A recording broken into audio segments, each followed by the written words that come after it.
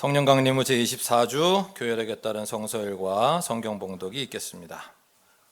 룻기 1장 1절에서 18절의 말씀입니다. 사사시대에 그 땅에 기근이 든 일이 있었다. 그때 유다 베들레헴 태생의 한 남자가 모압 지방으로 가서 임시로 살려고 아내와 두 아들을 데리고 길을 떠났다. 그 남자의 이름은 엘리멜렉이고 아내의 이름은 나오미이며 두 아들의 이름은 말론과 기륜이다. 그들은 유다 베들레헴 태생으로서 에브라 가문 사람인데 모압 지방으로 건너가 거기에서 살았다. 그러다가 나오미의 남편 엘리멜렉이 죽고 나오미와 두 아들만 남았다. 두 아들은 다 모압 여자를 아내로 맞이하였는데 한 여자의 이름은 룻이고 또 한 여자의 이름은 오르바였다. 그들은 거기서 10년쯤 살았다. 그러다가 아들 말론과 기륜이 죽으니 나오미는 남편에 이어 두 아들마저 잃고 홀로 남았다. 모압 지방에서 사는 동안에 나오미는 주님께서 백성을 돌보셔서 고향에 풍년이 들게 하셨다는 말을 듣고 두 며느리와 함께 모압 지방을 떠날 채비를 차렸다. 나오미가 살던 곳을 떠날 때에 두 며느리도 함께 떠났다. 그들은 유다 땅으로 돌아가려고 길을 나섰다. 길을 가다가 나오미가 두 며느리에게 말하였다. 너희는 제각기 친정으로 돌아가거라. 너희가 죽은 너희의 남편들과 나를 한결같이 사랑하여 주었으니 주님께서도 너희에게 그렇게 해주시기를 빈다. 너희가 각각 새 남편을 만나 행복한 가정을 이루도록 주님께서 돌보아 주시기를 바란다. 나오미는 작별하려고 그들에게 입을 맞추니 며느리들이 큰 소리로 울면서 말하였다. 아닙니다. 우리도 어머님과 함께 어머님의 결례에게로 돌아가겠습니다. 그러나 나오미는 말렸다. 돌아가다오 내 딸들아, 어찌하여 나와 함께 가려고 하느냐. 아직 내 뱃속에 아들들이 들어있어서 그것들이 너희 남편이라도 될 수 있다는 말이냐. 돌아가다오 내 딸들아, 제발 돌아가거라. 재혼을 하기에는 내가 너무 늙었다. 설령 나에게 어떤 희망이 있다거나 오늘 밤 내가 남편을 맞아들여 아들들을 낳게 된다거나 하더라도 너희가 그것들이 클 때까지 기다릴 셈이냐. 그때까지 재혼도 하지 않고 홀로들 지내겠다는 말이냐. 아서라 내 딸들아, 너희의 처지를 생각하니 내 마음이 너무 괴롭구나. 주님께서 손으로 나를 치신 것이 분명하다. 그들은 다시 한번 큰 소리로 울었다. 마침내 오르바는 시어머니에게 입맞추면서 작별 인사를 드리고 떠났다. 그러나 룻은 오히려 시어머니 곁에 더 달라붙었다. 그러자 나오미가 다시 타일렀다. 보아라, 내 동서는 저희 결례와 신에게로 돌아갔다. 너도 내 동서의 뒤를 따라 돌아가거라. 그러자 룻이 대답하였다. 나더러 어머님 곁을 떠나라거나 어머님을 뒤따르지 말고 돌아가라고는 강요하지 마십시오. 어머님이 가시는 곳에 나도 가고 어머님이 머무르시는 곳에 나도 머무르겠습니다. 어머님의 결례가 내 결례이고 어머님의 하나님이 내 하나님입니다. 어머님이 숨을 거두시는 곳에서 나도 죽고 그곳에 나도 묻히겠습니다. 죽음이 어머님과 나를 떼어놓기 전에 내가 어머님을 떠난다면 주님께서 나에게 벌을 내리시고 또 더 내리신다 하여도 달게 받겠습니다. 나오미는 룻이 자기와 함께 가기로 굳게 마음먹은 것을 보고 더 이상 말리지 않았다. 오늘 우리에게 주시는 주님의 말씀입니다. 아멘.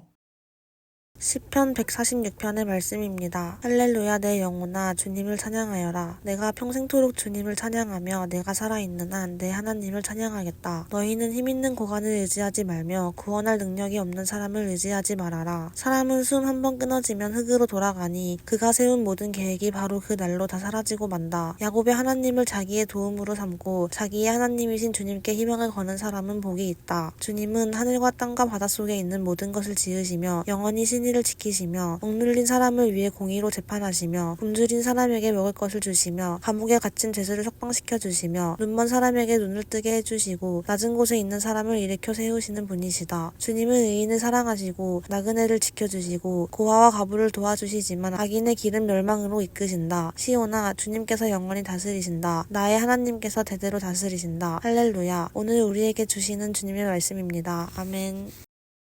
히브리서 9장 11절에서 14절의 말씀입니다. 그러나 그리스도께서는 이미 일어난 좋은 일을 주관하시는 대제사장으로 오셔서 손으로 만들지 않은 장막, 다시 말하면 이 피조물에 속하지 않은 더 크고 더 완전한 장막을 통과하여 단 한 번의 지성소에 들어가셨습니다. 그는 염소나 송아지의 피로서가 아니라 자기의 피로서 우리에게 영원한 구원을 이루셨습니다. 염소나 황소의 피와 암송아지의 죄를 더러워진 사람에게 뿌려도 그 육체가 깨끗하여져서 그들이 거룩하게 되거든. 하물며 영원한 성령을 힘입어 자기 몸을 흠없는 제물로 삼아 하나님께 바치신 그리스도의 피야말로 더욱더 우리들의 양심을 깨끗하게 해서 우리로 하여금 죽은 행실에서 떠나서 살아계신 하나님을 섬기게 하지 않겠습니까? 오늘 우리에게 주시는 주님의 말씀입니다. 아멘. 마가복음 12장 28절에서 34절의 말씀입니다. 율법학자들 가운데 한 사람이 다가와서 그들이 변론하는 것을 들었다. 그는 예수가 그들에게 대답을 잘 하시는 것을 보고서 예수께 물었다. 모든 계명 가운데서 가장 으뜸되는 것은 어느 것입니까? 예수께서 대답하셨다. 첫째는 이것이다. 이스라엘아 들어라. 우리 하나님이신 주님은 오직 한 분이신 주님이시다. 네 마음을 다하고 네 목숨을 다하고 네 뜻을 다하고 네 힘을 다하여 너의 하나님이신 주님을 사랑하여라. 둘째는 이것이다. 네 이웃을 네 몸같이 사랑하여라. 이 계명보다 더 큰 계명은 없다. 그러자 율법학자가 예수께 말하였다. 선생님, 옳은 말씀입니다. 하나님은 한 분이시오. 그 밖에 다른 이는 없다고 하신 그 말씀은 옳습니다. 또 마음을 다하고 지혜를 다하고 힘을 다하여 하나님을 사랑하는 것과 이웃을 자기 몸같이 사랑하는 것이 모든 번제와 희생제보다 더 낫습니다. 예수께서는 그가 슬기롭게 대답하는 것을 보시고 그에게 말씀하셨다. 너는 하나님의 나라에서 멀리 있지 않다. 그 뒤에는 감히 예수께 더 묻는 사람이 없었다. 오늘 우리에게 주시는 주님의 말씀입니다. 아멘. 기도드리고 설교 말씀 받도록 하겠습니다. 주님, 오늘도 저희들에게 은총을 베푸시고자 이렇게 예배의 자리로 불러주심을 감사합니다. 주님의 은총이 없이는, 또 주님을 만남이 없이는 우리의 삶의 허무함이, 그 갈증이 해결될 수 없음을 고백하오니, 주님, 이 시간 우리에게 말씀하여 주옵소서. 은총을 베푸시옵소서. 주님의 은총을 통해 주님을 만나는 축복을 허락하여 주시옵소서. 부족한 종을 주님이 세우신 줄 믿습니다. 이 종을 붙들어 주옵소서. 성령과 진리로 함께하여 주옵소서. 주님께서 함께 하심을 믿고 감사하오며 우리 주 예수 그리스도의 이름으로 기도합니다. 아멘. 지난 한 주도 주님을 따르기 위해 쓴 여러분 모두를 주님의 이름으로 축복합니다. 오늘도 우리는 성부, 성자, 성령 삼위 하나님께서 우리에게 명하시는 생명의 길, 그 위로 걸으며 주님을 따르고자 합니다. 오늘 룻기 본문, 우리 친구들 어땠어요? 룻기 맨 앞에 읽은 재밌었죠? 약간 그 옛날 이야기의 앞부분까지 이렇게 들은, 오, 옛날에 이렇게 착한 며느리가 있었구나. 네. 우리 시어머니들이 제일 좋아하시는 성경 본문 아니신가요, 룻기가? 내가 며느리 때는 몰랐는데 시어머니가 되고 나서 보니 참 귀한 말씀이 성경에 있더라 싶으신 그런 아름다운 이제 시어머니와 며느리의 이야기가 이제 룻기에서 펼쳐지는데, 근데 룻기의 기록 목적이 그런 아름다운 고부간의 모습을 그리려는 것이었을까? 아니겠죠. 네. 그건 옛날 이야기 책에 있겠지 성경에 왜 있겠어요? 룻기에는 그 이야기보다 더 주목해야 될 부분이 여러 가지가 있는데, 첫 번째는 룻기가 성경, 또 구약 성경인데 룻기의 주인공이 누구예요? 남성이에요, 여성이에요? 여성이라고 하는 거예요. 나오미 그리고 룻. 네. 또 시어머니인 나오미는 유대 사람이에요. 그렇지만 이 며느리 룻은 어떤 사람이에요? 네. 이방 사람인데 여성이에요. 우리가 예수님 이때로부터 이제 몇백 년이 지난 예수님 때, 기록상으로 이게 기록한 연대로만 봤을 때 몇백 년이 지난 예수님 때에도 여성은 사람으로 쳐요, 안 쳐요?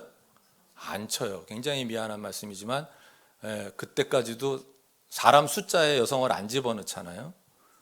그러던 시대인데 그거부터도 몇백 년 전인 룻기에서 여성이 주인공이에요. 그것도 이방 사람인 여성.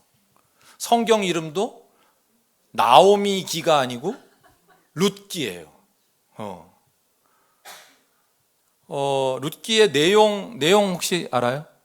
이 뒤로 전개되는 내용들 알아요? 우리 친구들?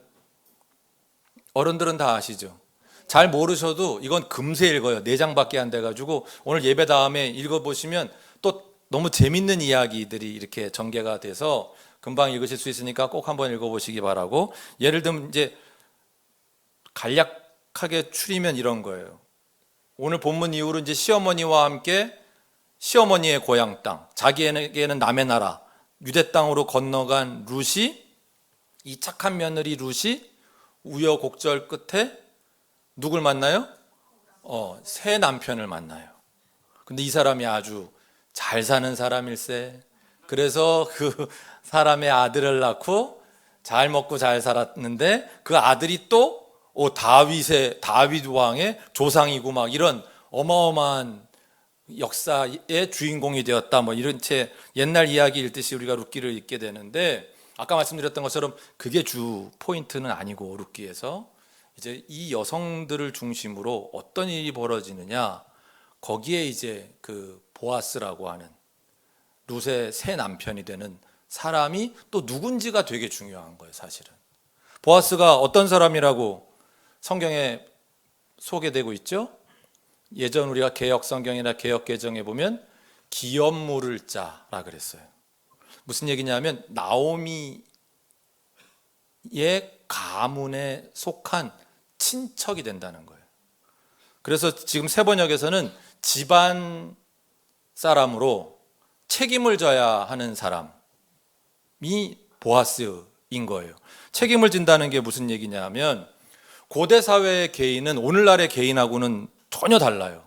사실은 그 사회에서는 개인이란 이 개념이 없다고 봐야 돼요. 그냥 씨족 또는 집안 또는 가문의 그냥 일원일 뿐인 거죠. 그렇기 때문에 지금 나오미에게 남편이 돌아가셨잖아요. 그리고 아들들도 이제 없게 됐잖아요. 그러니까 그런 여인의 삶이란 그 개인은 그냥 그 공동체 안에서 마치 죽은 사람이나 다름없는 취급을 받는 거예요. 자기 가문의 모든 권리도 다 뺏긴 거예요. 왜? 그 가문을 이어갈 남자가 없잖아요. 지금 남편도 없고 아들들도 없고. 그래서 정말 모든 희망도 없고 뭐 사회에 완전히 이제 소외되어 있는 그런 사람이 나오미고 이제 룻인데, 그런 나오미를 따라서 룻이 온 건데, 이스라엘에는 어떤 법이 있었냐 하면 그런 사람에게 그 집안 사람들 중에 책임을 질 수 있는 그런 가까운 사람이 자기 손해를 감수하고라도 내가 이 사람의 가문을 이어주겠다. 그러면 그 사람이 낳은 아들을 이 가문의 대를 잇도록 이제 해주는 법이 있었던 거예요. 이건 뭐 일부 예배 때 제가 길게 설명드렸더니 대부분 여기서 좋으시더라고요. 그래서 제가 그냥 2부 때는 생략해요. 우리 친구들도 있으니까 생략하고, 하여튼 그런 사람 가운데 보아스가 있는 거예요. 그래서 보아스보다 먼저 책임을 져줘야 될 사람이 더 가까운 사람이 있었는데, 그 사람은 나는 손해를 감수하면서까지 룻을 통해서 나오미에게 아이를 낳아줄 생각은 없어. 거절한 거예요. 자기가 손해가 되니까, 자기 재산이 축이 나니까. 근데 보아스는 난 그렇게 하겠다. 그래서 이제 룻을 통해 아들을 낳음으로 나오미 입장에서 어떻게 된 거예요? 나오미가 잃었던 모든 것이 회복이 되는 거예요. 가문의 재산도, 그 가문도, 사회적인 지위도 다시 다 회복이 되고, 그의 땅에 떨어졌던 위신, 사람들이 저주받았다고 막 손가락질 했을 거 아니에요. 뻔하죠. 오늘날도 그럴 텐데. 그러니까 그런 것, 모든 그런 것들도 다 회복이 되고 이제 자유로워지고 이런 일이 일어난 거예요. 이게 사실 되게 중요한 포인트예요. 그래서 룻기의 제2의 주인공은 보아스인가 아니면 그들이 낳은 그 자손인가 싶지만, 사실은 제2의 주인공은 나오미예요. 하나님은 나오미의 삶을 우리가 주목해서 보라고 하시는 거예요. 왜? 하나님은 결코 자기 사람들을 버리지 않으신다는 거예요. 버려두지 않으신다는 거예요. 나오미가 남의 나라 모압 땅에 가가지고 남편 잃었어요. 아들들 잃었어요. 모든 가문 다 이제 풍비박산이 난 거예요. 고향을 잃었어요. 희망을 잃어버렸어요. 그렇지만 그런 나오미와 같은 하나님의 사람들의 그 쓰라린 운명을 바꾸시는 하나님, 그분을 우리는 룻기를 통해 만날 수 있게 되는 거예요. 하나님 어때요? 어떤 분이에요? 너무 좋죠. 네? 하나님 너무 좋은 분이죠. 잠깐 딴 데 갔다가 이제 왔어요. 자, 이제부터 잘 들어보세요. 자, 둘째, 룻기를 통해서 우리는 하나 더 나오미를 향하신 하나님의 모습 하나 봐야 되고, 두 번째는 이제 오늘 본문 16절 하반절의 그 마지막 부분에 어떤 말씀이 있어요? 룻이 뭐라 그러면서 나오미를 따라서 나도 어머니의 땅으로 가겠다 그래요? 어머님의 하나님이 내 하나님입니다. 룻이 시집살이 거기 그 땅에서 한 10년 하는 동안에 하나님에 대한 신뢰가 생긴 거예요. 이방 사람이에요. 사람 취급 못 받던 이방 사람 취급 못 받던 여성이에요. 그런 사람이라 하더라도 그가 하나님을 신뢰하고 하나님을 향하면 하나님 어떻게 하신다는 거예요? 하나님은 그런 사람에게도 친절하시다. 그런 사람에게도 하나님은 신실하시다 라는 걸 룻기가 쭉 그 뒤에 룻의 삶을 통해서 우리에게 보여주고 계시는 거예요. 이건 당시로서는 정말 놀라운 신학이에요. 하나님은 그런 존재시구나. 유대인들과 결코 하나 될 수 없다고 생각했던, 사람 취급조차 받지 못했던 이방 여성에 불과한데 그를 향한 하나님의 자비와 은총을 룻기는 우리에게 알려주시는 거예요. 신약에 보면 이런 말씀이 있어요. 골로새 3장 11절 같이 읽겠습니다. 시작. 거기에는 그리스인과 유대인도, 할례받은 자와 할례받지 않은 자도, 야만인도 수구디아인도, 종도 자유인도 없습니다. 오직 그리스도만이 모든 것이며 모든 것 안에 계십니다. 아멘. 좀 띄워놔 주세요. 계속 읽어볼 필요가 있어요. 골로새 3장 11절은 뭐예요? 언젠가 모든 민족들의 장벽이 허물어지는 날이 온다는 거예요. 종도 없고 자유인도 없고 모든 민족들의 장벽이 무너져서 모두가 그리스도 안에서 하나가 되는 새로운 백성이 되는 그 날이 오리라 라고 하는 하나님 나라를 선포하시는 말씀이에요. 이 날이 올 줄로 믿습니다. 그것이 주님께서 주시는 희망입니다. 그러니까 우리는 우리의 사이를 가로막고 있는 그 모든 장벽을 허무시는 그 성령님의 역사에 우리가 동참해야 되는 거예요. 근데 자꾸 이 세상은 자꾸 차별하라 그러고 자꾸 누군가를 소외시키라 그러고 이렇게 하는데, 자, 룻기에서 지금 이 말씀을 하신 것이 하나님이 어떤 분이신지 우리에게 살짝 알려주셨다면, 오늘 시편은 하나님에 대해서 시편 본문 146편 거기 보면 하나님이 어떤 분이신지 좀 더 분명하게 우리에게 알려주시는데요. 우리 1절 2절 같이 읽어봅니다. 시작. 할렐루야 내 영혼아 주님을 찬양하여라. 내가 평생토록 주님을 찬양하며 내가 살아있는 한 내 하나님을 찬양하겠다. 뭐 이렇게 하는 이유가 있겠죠. 하나님을 막 이렇게 찬양하고 난 평생 동안 하나님을 찬양할 거야. 왜 그런 거지? 5절 6절 또 읽겠습니다. 시작. 야곱의 하나님을 자기의 도움으로 삼고 자기의 하나님이신 주님께 희망을 거는 사람은 복이 있다. 주님은 하늘과 땅과 바닷속에 있는 모든 것을 지으시며 영원히 신의를 지키시며, 예. 하나님을 자기의 도움으로 삼고 하나님께 희망을 거는 사람은 복이 있대요. 이유가 뭐냐 하면 하나님이 어떤 분이냐. 6절 하늘과 땅과 바닷속에 있는 모든 것을 지으신 분, 영원히 신의를 지키시는 분. 여러분, 하나님은 우리가 표현을 다 할 수 없을 정도로 크신 분이에요. 그렇게 높으신 분이에요.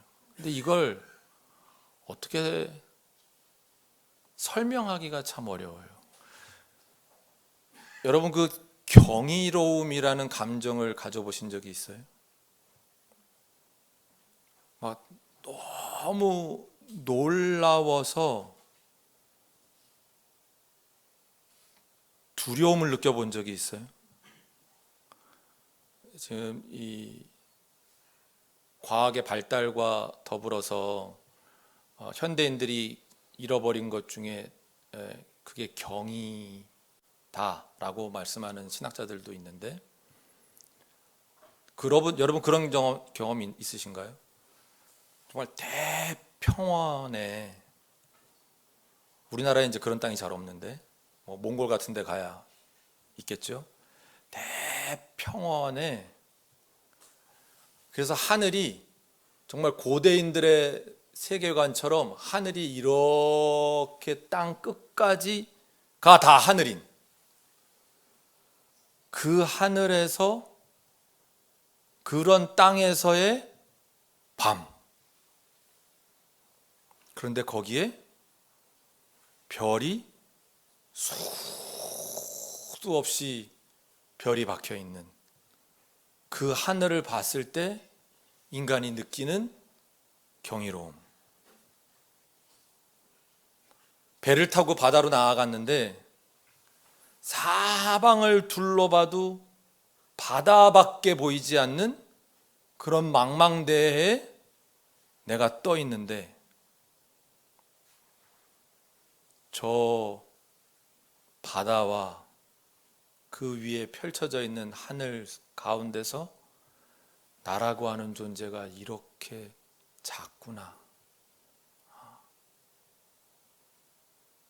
저 너머에 무엇이 있을까? 그 위대함을 느끼면서 갖는 두려움, 이런 거 우리가 경이로움. 근데 하나님은 그런 바다와 하늘보다도 더 크신 분이고, 그러니 그 하나님을 우리가 만나게 되면 우리 안엔 우리와 완전히 다른 존재를 만났을 때 오는 그 경이로움과 두려움에 사로잡힐 수밖에 없다. 근데 그 하나님이 어떻게 하신다는 거예요? 7절부터 9절 같이 읽겠습니다. 억눌린 사람을 위해 공의로 재판하시며 굶주린 사람에게 먹을 것을 주시며 감옥에 갇힌 죄수를 석방시켜 주시며 눈먼 사람에게 눈을 뜨게 하시고 낮은 곳에 있는 사람을 일으켜 세우시는 분이시다. 주님은 의인을 사랑하시고 나그네를 지켜주시고 고아와 과부를 도와주시지만 악인의 길은 멸망으로 이끄신다. 아멘. 그 크신 하나님이 누구를 향해 오신다는 거예요? 우리는 가까이 하고 싶어 하지 않는 억눌린 사람을 향해, 굶주린 사람을 향해,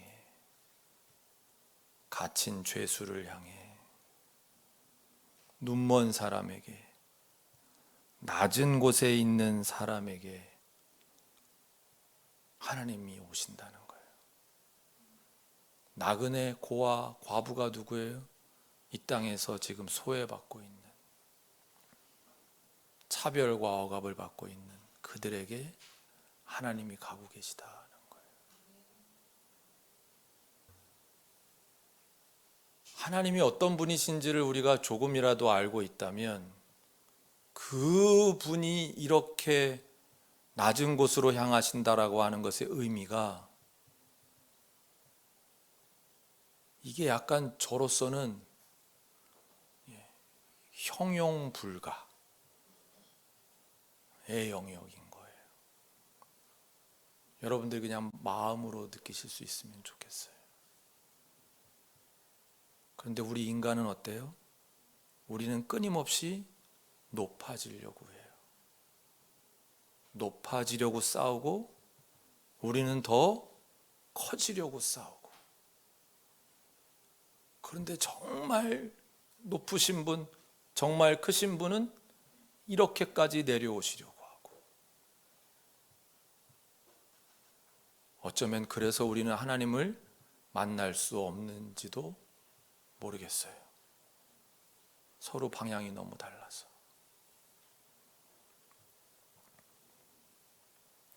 10절 말씀에 뭐라 그랬어요? 시온아, 주님께서 영원히 다스리신다. 하나님은 이런 방식으로 다스리신대요. 그러니 우리 보고 뭐 하지 말라고 하셨어요? 3절, 너희는 힘 있는 고관을 의지하지 말며. 왜? 그 사람 너희를 구원할 능력이 없어. 그런 사람 의지하지 말아라. 그런데 우리는 누가 좀 유명하고 누가 좀 힘이 있어 보이면 거기다 줄을 못 대서 그 사람하고 사진이라도 한번 찍어야 되는데, 그 사람 내가 좀 아는 척 해야 되는데, 그래야 내가 잘 살 텐데. 그러니 하나님을 만날 수 있겠나? 히브리서 오늘 말씀은 뭐라고 하세요? 하나님 어떤 분이시래요? 인간으로 오신 하나님인 예수님께서는 대제사장으로 오셨고 12절에 뭐라고 하셨어요? 그는 염소나 송아지의 피로서가 아니라 자기의 피로서 우리에게 영원한 구원을 이루셨습니다. 세상에 이런 신은 없어요. 우리 하나님만이 자기의 피로 우리에게 영원한 구원을 이루시는 분이에요. 자기를 희생함으로. 14절 상반절에 뭐라 그랬어요? 자기 몸을 흠없는 제물로 삼아 우리에게 주시는 분인 거예요. 그러니 여러분, 오늘 마가복음 본문에서 예수님께서 가장 큰 계명이 뭐냐? 하나님을 사랑하는 건데 30절, 네 마음을 다하고 네 목숨을 다하고 네 뜻을 다하고 네 힘을 다하여 주 너의 하나님이신 주님을 사랑하라. 이게요, 이 말씀만 딱 떼놓고 나서 보면 하나님은 욕심꾸러기신가? 뭐 이렇게까지 내 사랑을 받고 싶으신가? 우리의 사랑을 받고 싶으신가? 아니요, 우리가 그렇게 할 수밖에 없는 거예요. 왜? 어떤 분인 그 하나님이 어떤 존재이신지 우리가 대략이라도 아는데 그분이 우리를 향해 무엇을 행하셨는지 우리가 알기 때문에 룻기를 통해, 시편을 통해, 히브리서를 통해 그분이 어떻게 우리에게 하셨는지를 깨달은 사람들은 그 하나님을 사랑할 수밖에 없게 되는 거죠. 하나님 정말 너무 뭐라고 말할 수 없을 정도로 그분은 귀한 분이구나. 그게 마음에 와 닿을 때, 우리의 심장에 와 닿을 때 우리는 그분을 사랑하게 되는 거죠. 그리고 주님께서는 한 가지 더 31절, 둘째는 이것이다. 네 이웃을 내 몸같이 사랑하여라. 이건요, 내 힘으로는 죽었다 깨나도 안 되는 거예요. 하나님 사랑도 내 힘으로 안 되지만 이웃을 내 몸같이 사랑하는 거 안 되는 거예요. 근데 어떤 사람이에요? 하나님으로부터 하나님이 우리에게 하신 일을 깨달아서 하나님을 사랑하게 된 사람이 하나님이 지금 그 이웃들 가운데 계시다는 걸 알기 때문에 그 이웃을 사랑하게 되는 거예요. 하나님이 지금 그 이웃을 향하고 계시다는 걸 알기 때문에 내가 이웃을 사랑하는 삶으로 한 발짝 더 나가게 되는 거예요. 이걸 그냥 하나님이 시키신 거니까 그냥 해야지 뭐. 어떻게 해봐야지. 이래가지고는 죽었다 깨나도 안 된다. 설교 정리하겠습니다. 오늘 설교 제목으로 하나님 어디에 계십니까? 필립 얀시 목사님의 책 제목입니다. 하나님 어디에 계십니까? 하나님은 이 세상의 낮은 자리, 성경의 표현으로 작은 자들과 함께 계십니다. 나오미와 같은 사람들, 룻과 같은 사람들, 억눌리고 굶주린 사람들, 낮은 곳에 있는 사람들, 소외되고 차별받는 사람들과 함께 하십니다. 그런 하나님을 사랑하고 하나님이 그 자리에 계시기에 그 우리의 이웃들을 사랑하는 삶, 바로 그 자리에 하나님은 계십니다. 기도드리겠습니다. 그 크신 하나님, 그 높으신 하나님을 찬양합니다. 그 하나님께서 우리를 위해 내려오심을, 이 땅에서 정말 힘들게 살아가는 우리의 이웃들을 향해 오고 계심을 기억하게 하옵소서. 우리도 하나님을 만나러 하나님이 오시는 자리로, 하나님이 관심 갖는 곳에 관심을 가지고 살아갈 수 있도록 도와주시옵소서.